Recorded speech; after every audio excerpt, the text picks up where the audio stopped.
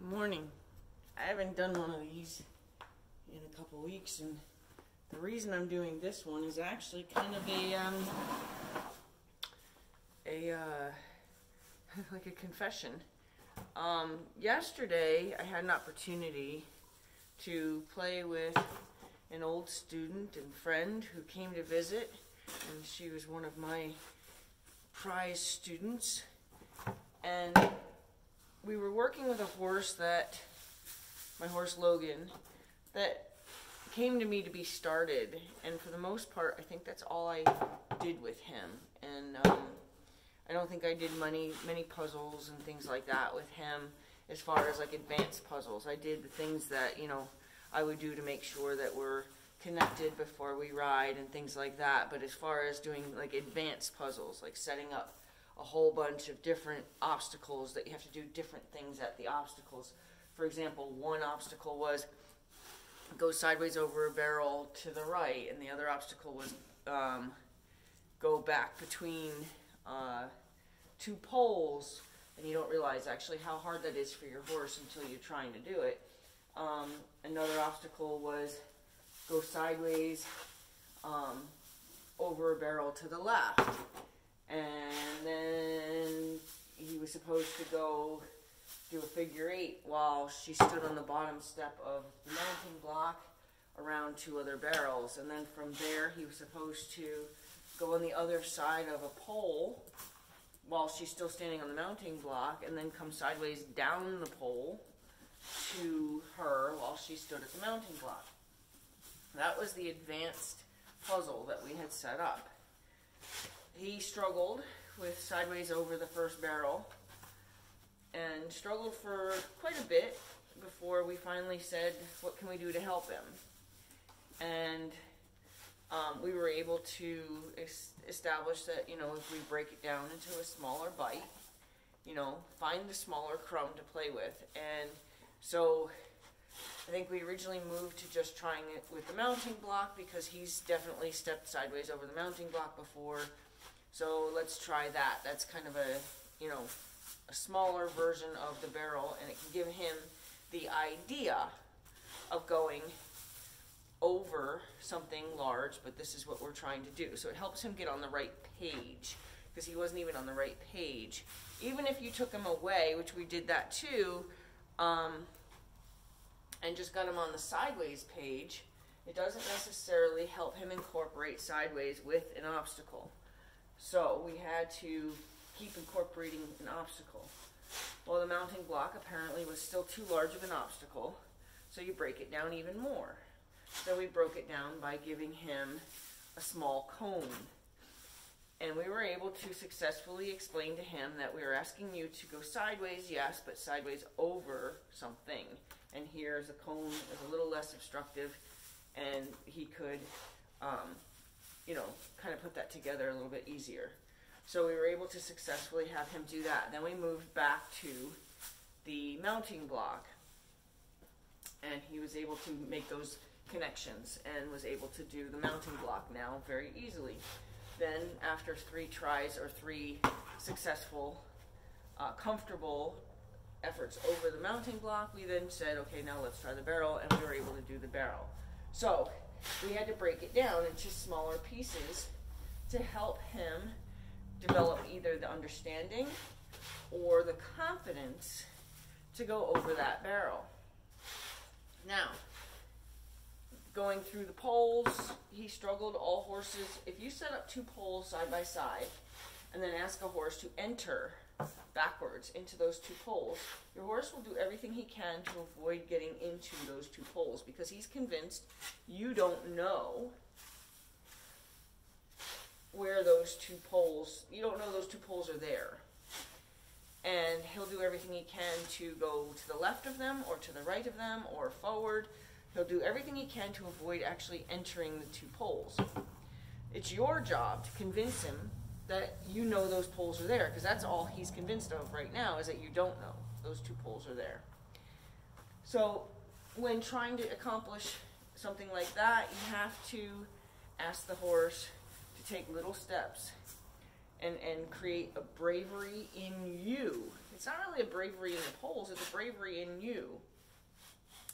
And really, where you hold their hand the most is in the entrance of the poles.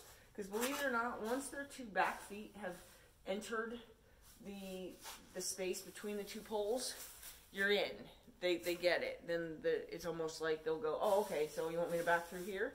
It's like it finally clicks. But it's until you get their back feet in there. So you have to hold their hand while getting their back feet into the two poles. So we got that done. Now the next thing is the next barrel going the other way. Now, different eye, different horse, different direction, different horse. He will not necessarily know how to go over a barrel the other direction. It's really, I mean, I don't think a lot of people actually know that horses really don't transfer information as easily as we think they do, because we do, you know. Oh, I see it on my left, I can do it on my right as well. It doesn't work that way for horses. They sometimes will act like they've never seen what you're talking about in the direction that now you're talking about. So, we first made the effort to get him over the barrel, and he very carefully said, I don't think I know what you're talking about. And Shayna had said, oh, okay, so it looks like we're going to go, you know, back to the cone. And she was prepared to do the right thing for my horse. I was kind of time conscious, you know. I was aware that, you know, she was getting ready to go home, which is a 4.5-hour drive, and it was getting late. We had done a couple other sessions, and it was getting late, and I realized that, you know, hey, maybe we could cut a corner here. Maybe we can avoid him needing to go all the way back to the cone, and I was kind of, you know, I guess you could say, feeling more confident that I could quickly explain it to him if she let me handle him. So I took him from her with the intention of skipping necessary steps for my horse. Now this is my horse, and it just shouldn't matter either way, but this is my horse that I'm saying, you don't need this extra step. You know, I'm graduating you to being smarter or more confident than you are. And it was absolutely a confidence issue, and all I did in my efforts to skip those steps is damaged my relationship with him and hurt his confidence and prolonged his ability to find his confidence. So I don't ever really allow anybody to kind of lose their patience with their horses. Often I'll take a horse from somebody as I see what I call it is like a shaken bottle of soda. You know, when you have the cap on, if you shake it just a little bit, you can feel that, you know, you can feel the energy. If you shake it a lot, oh, you can feel the energy. If you shake it a lot, you're like, oh, don't you dare open that.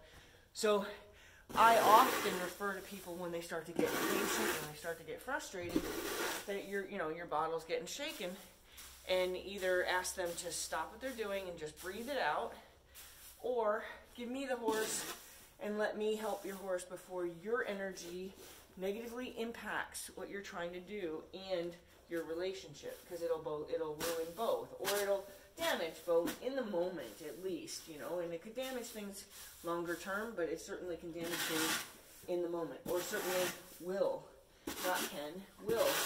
damage things in the moment. So here I am, being all time conscious, being aware that I've also taken the fun away from Shayna, because now she's standing watching me instead of, you know, getting to play like she thought she was going to get to do, and here I am taking over. So I'm aware of all those things while I'm trying to push my horse to know something that he's not confident enough to know. And I found myself actually getting very frustrated, and I don't get frustrated to the point to where you would hear me. Luckily, the audio on this particular video is I have audio issues. If anybody's followed any of my videos, you know I have audio issues like you wouldn't believe. So of course the audio didn't work. But you have me literally saying things like, "Oh, come on," or "Why aren't you doing this?" And there's no real aggression. Hold on, I gotta change stalls. I can't just stand here. Hold on. Okay, sorry. So, there's no real aggression as far as I wasn't like beating my horse or physically abusing my horse in any way, but my frustration, as far as I'm concerned, was abusive. I felt like my impatience, my, are you kidding me kind of energy was abusive. And why do I think it's abusive? I think it's abusive because I think my horse deserved my patience and deserved my respect to listen to him when he says, "But I'm afraid to do that." So he froze. He decided, "I don't even know how to go sideways anymore. And then he froze even worse, where he said, "I don't even know how to yield my hind end anymore." And his response to my frustration is he reared up a couple times. He even bounced in kind of a pop up a little bit in the front and pop up a little bit in the back, never leaving the ground with his feet, but you saw the energy go through his body. He was kind of like doing a little bit of a Spanish walk kind of thing. I don't want to say he was striking because that would be adding a negative thing. It was more he was kind of like begging you to understand that I'm not comfortable with this. He didn't do that with me. He definitely reared twice, and he did that little energy through his body, like humped through his body that, kind of indicated like a full bucking thought. But he didn't follow through. He just gave me that thought. He did, and then the strike thing that he did, or the kind of the strong paw that he did that with Shayna. And, I kind of explained to her that he's not doing that to try to strike you, because if he wanted to strike you, trust me, he'd get you. He was doing that to kind of like ask for mercy. Like, I don't know what you want, or I understand what you want, but I really just don't have the confidence to do that. So that's what the striking thing was. Definitely wasn't a strike to her or at her. But anyway, so I found myself getting upset with the I guess I felt like the lack of compliance to my request. Now, I did exactly what I would have been upset with anybody else for doing. I insisted that we're going to make this work without breaking it down. We're going to make this work. He's going to do this. And I found myself on a mission. I found myself with a level of determination now, because I was going to make my horse skip the steps that he needed. He needed those steps to help him build confidence. He didn't need those steps to necessarily understand what I was asking him to do. I think he understood what I was asking him to do. I just think he said, "But I'm not sure I can do it that way. Can you help me, become more confident about what you want me to do?" Anyone else, I would have insisted. And this is where the confession part comes in, is because I was so determined that I could skip that step that I actually chose to put my relationship with my horse on the chopping block. I chose to say, I care less about our relationship than I do about the time I have to get this done. That's exactly what I said. I care less about our relationship right now than I do about the time I have to get this done. That was probably one of the most scoldable attitudes I would have ever had with a student. It would be, your horse comes first. Your relationship with your horse comes first. What can you do to help your horse? I could not have felt more guilty after I handed him, well, I went back and I did it backwards. I went back down to trying to get him over the mounting block. Again, I was losing my patience.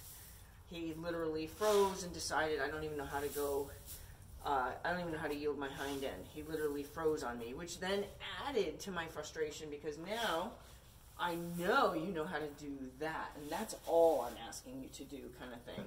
And I was finding myself, you know, shaking soda, shaking soda, shaking soda. And the problem is I kept letting some of that energy out. And I was showing it to my horse. And I am a strong advocate to the horse to say, never do that to your horse, and here I'm doing it to my own. I eventually got him to go, you know, over the cone. You know, I went down to the smallest bite and I put him over the cone, and he understood that and he did that well. Went back to trying to show him with the mounting block, and I don't know if I got him successfully over the mounting block with confidence or not, but then I even did what I would tell one of my students to do. I handed him away from my energy. I told Shayna, I said, I need to remove myself. I need to take my energy away from this because my energy is no good. Now, can I pat myself on the back and say, hey, you know, this is what I try to teach my students, is you have to kind of find a time, hopefully sooner than I did, to walk away, to take your energy away from your horse. Point that soda bottle away from your horse's eyes. You know what I'm saying? Like, get out of his space and find some other approach, or, you know, hand him off to somebody else so somebody else can explain it to him. Don't let your determination to get something done be at the expense of your relationship with your horse. And I did. So after everything was, and Shayna was able to successfully get him over the mounting block with confidence. We had done it enough times that he was definitely confident going over the mounting block. We ran out of time, unfortunately, but we ended on a good note. We ran out of time to do the whole puzzle, but we ended on a good note. I was proud of both Shayna and Logan. I was not proud of myself. Now, I could stop right now and say, yeah, but you did recognize your energy was wrong. You did say, hey, let me step away. Let me stop using my horse's, you know, my relationship with my horse let me stop making the relationship with my horse less important to me.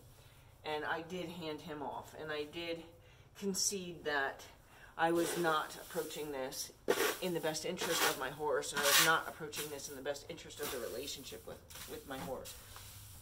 I could pat myself on the back for that. I'm only reaching that point. Excuse me.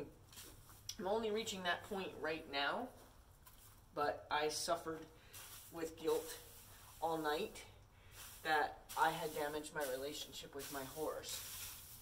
I don't want anyone to feel that way, and I don't know that people really put as much emotion into their relationships with their horses as I do. But prior to us finishing up cleaning, you know, while we were cleaning up all the obstacles, I said to Shayna that I was feeling extremely guilty, that I had treated my horse the way I had treated my horse, with so much less respect than he deserved.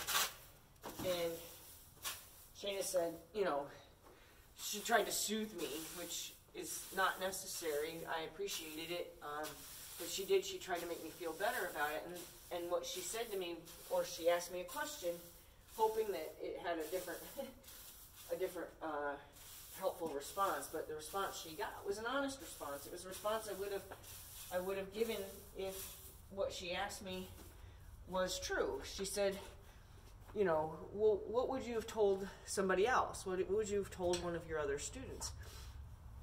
And I said, I would tell them they were a jerk, that you treated your horse like a jerk. You did not listen to your horse when he said, I'm scared. I need you to explain to me better. I would have absolutely been upset with, you know, without being a jerk to the person, but I would have been upset with somebody letting even 10 minutes of trying something that's not working and insisting that there's no reason to make it a smaller bite. Or letting the time on the clock matter more than, you know, than accepting that, hey, we may only be able to get them over a cone because we have to break it down to this smaller step, and we may have to end on that today, and that bigger puzzle that's sitting out there, it's just not going to get done.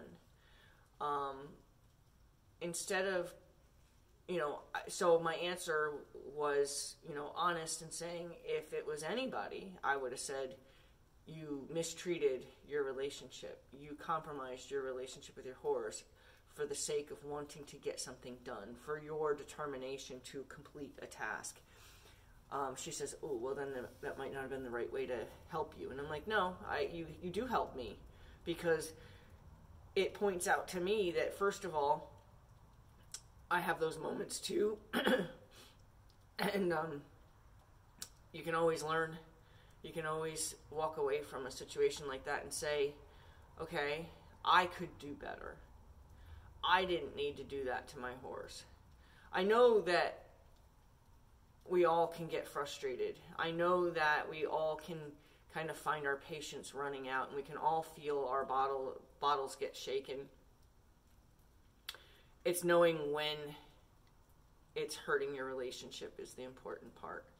And I waited until I knew I was definitely damaging my relationship before I finally said, I need to step away. I need my energy to get away from him, because it's not fair to him, this energy that I have now brought into the equation. Later that night, when he came in, I can't tell yet either one I'm good with, but I can't tell if his attention to me, he had a very strong attention to me, very ears forward, questioning attention to me. And I can't tell if he was saying, Mommy, we're good. Mommy, we're good. I know that the energy was, we're good. You know, like there was either a question of, are we good, in confirmation for himself. Like, are we good? Mommy, are we good? Or it was letting me off the hook by saying, Mommy, we're good. We're good. But the energy he gave me was to tell me that we're good, or he was asking me if we were good. And that's important for me to have had that experience with him, because I know that it still matters to him that our relationship is okay. Even if he was asking, it still mattered to him if our relationship was okay.